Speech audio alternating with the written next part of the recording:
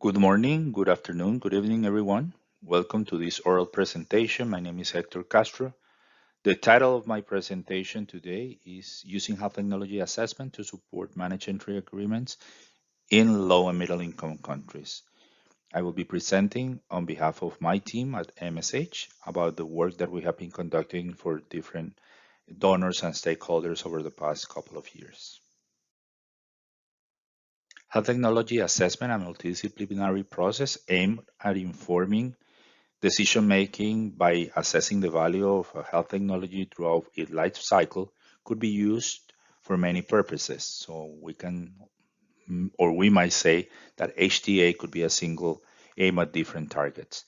In this case, I will refer mostly to the use of HTA as a means for providing managed space for stakeholder engagement and fostering legitimacy and informing procurement of vaccines, drugs, and devices, including price negotiations and special access schemes. Also, as a means for deciding on pay for performance or using the best available evidence. And it has been the case in recent years about thinking on designing investment cases for the global financing facility. Managed entry agreements are very closely interconnected to health technology assessment because they require evidence, robust evidence about the value of technologies in order to move forward to negotiations. But on the other hand, managed entry agreements could be also the result after a revisited process of HTA regarding the price or the value or therapeutic benefit of a technology. Managed entry agreements are not new. They have been in place at least for 2 decades in different settings. Basically, due to the uncertainty of marginal benefits and marginal costs of new technologies, because of the budget constraints, because of the growing social and demographic pressure in many parts of the world, because of many competing priorities to reach funding for UHC, there is an opportunity for both payers and developers, manufacturers to share the risks of granting access to these new technologies. Managed entry agreements could take two main forms. One, it could be financial schemes, and the other one could be performance-based agreements. Financial schemes could be based or could lead to discounts to price and volume negotiations, amongst others.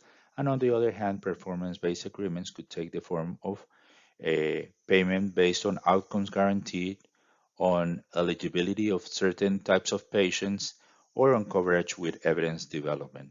And in between, many countries have incorporated managed entry agreements or risk-sharing agreements that combine both features, financial and performance-based agreements. A few years ago, and commissioned by the World Bank, we conducted extensive literature review to see and observe the use of managed entry agreements in low and middle income countries. Basically, we found that managed entry agreements have been in place mostly in European countries, in North America, in Oceania, and growingly in Asia. Nonetheless, we found that there is very limited evidence or published evidence from low and middle income countries, either because the managed entry agreements haven't been documented yet, or perhaps because we have been using different terminology. We also found that financial schemes tend to be slightly more common than performance-based agreements, and also there is a growing number of hybrid agreements in place. One of the reasons we consider for perhaps financial schemes being more frequent than performance-based agreements is the fact that financial schemes tend to be less complex to implement than performance-based agreements. Also, the majority of MEAs were implemented addressing cancer, different types of cancer.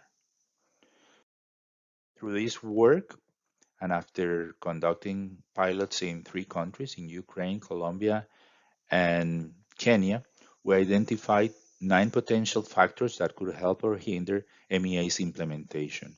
Out of those factors, perhaps the one that is most relevant is the level of trust among payers and pharmaceutical companies, because if there is no trust, there is Very little chance that both parties will sit down on the same table to try to find an agreement that will result in access to innovation.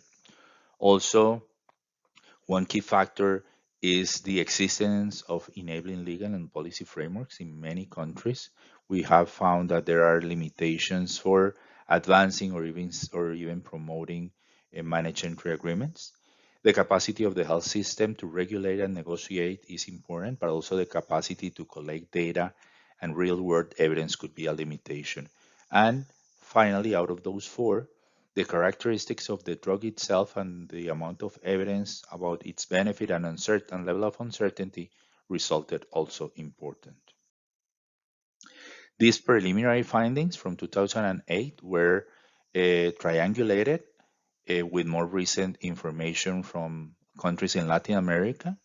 We have been working over the past year or so with FIFARMA, observing or benchmarking 10 policies uh, or affordability policies in Latin America in 11 countries. And actually, as you can see on the right hand side of the slide, managed entry agreements are non existent or haven't been implemented in many of these countries except from Mexico and Uruguay.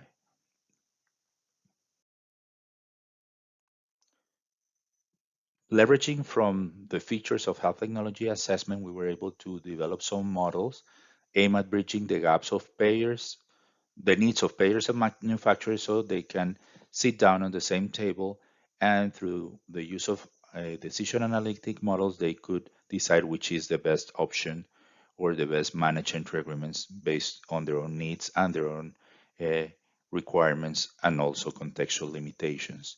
The first model out of the three presented in this slide, which is a snapshot model of potential policy option, which leverages from decision trees, is perhaps the one that is most relevant for closing or bridging this gap. As you can see on this slide, at the very beginning, there is a lot of uncertainty about and also very limited public information and transferable information about the safety and efficacy of a new drug.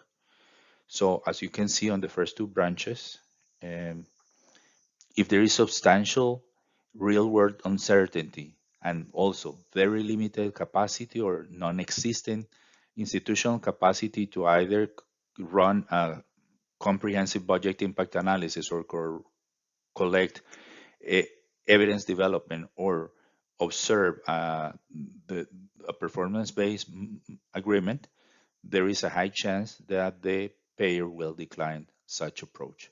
If, on the other hand, there is still substantial uncertainty, but at least there is some institutional capacity for conducting budget impact analysis, there might be an opportunity for reaching MEAs with the features of a financial scheme, maybe through uh, price and volume agreement or price time capping.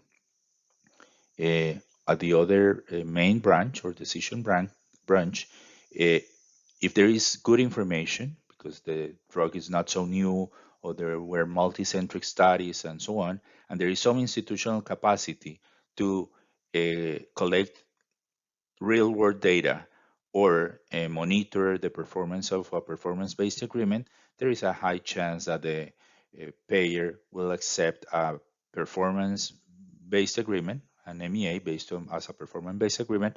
And finally, if there is good information in Compass with good institutional capacity, there is a high chance that the payer will adopt. As we have conclusions, and as I said before, health technology assessment is aimed at informing decision making throughout the life cycle of health technologies, and it is closely interconnected with MEAs, either because it informs MEAs or either because could be the final stage of a health technology assessment mechanism. Since we have no money in many countries, or at least very limited money, we have to think hard. So we have to become more strategic, proactive regarding pricing, purchasing, and tendering decisions. Establishing institutional arrangements to increase purchasing power to negotiate pharmaceutical prices and introduce MEA may have a positive impact on overall efficiency. Managed entry agreements can encourage The building of local capacities, including health technology assessment and institutional arrangements for sustainable decision making for NCDs and other innovative therapies.